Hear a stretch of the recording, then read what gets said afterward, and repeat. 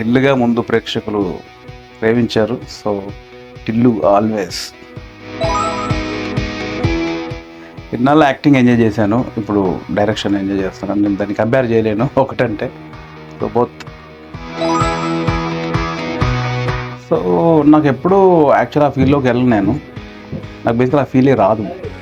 Definitely మనకంటే ఒకటి ఉంటుంది, దానికోసం వెయిట్ చేయాలి, ముందుకు వెళ్ళాలి తప్ప నాకు బేసికల్ ఆ ఫీల్ రాదు. ఇది my friend, his director Pradeep Chilukuri. తను నమ్మాడు ముందు. సో అంటే ఒక్కొక్కరి దగ్గర ఒక్కొక్కటి ఉంటుందండి బేసిక్గా. కొందరి దగ్గర సిన్సియారిటీ ఉంటుంది, కొందరి దగ్గర డిసిప్లిన్ ఉంటుంది, కొందరి దగ్గర టైమింగ్ ఉంటుంది, కొందరి దగ్గర వాల్యూస్ ఉంటాయి. సో ఒక్కటని చెప్పలేము, సో మెనీ.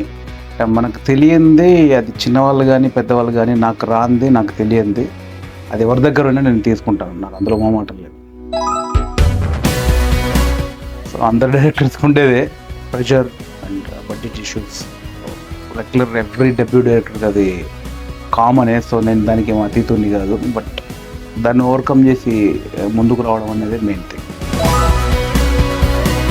నా ఫేవరెట్ యాక్టర్ నాకు ఎప్పుడు చాలాసార్లు చెప్పాను, కమల్ హాసన్ గారు అంటే నాకు.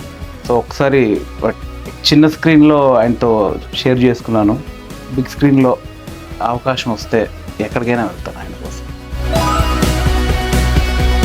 And so many.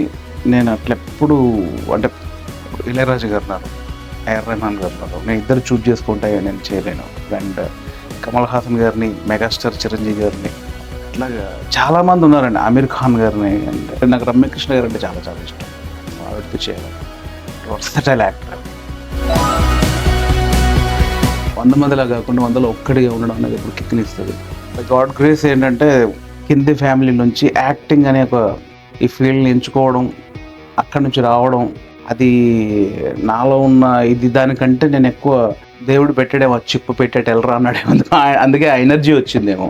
అండ్ నా పేరెంట్స్ బ్లెస్సింగ్స్.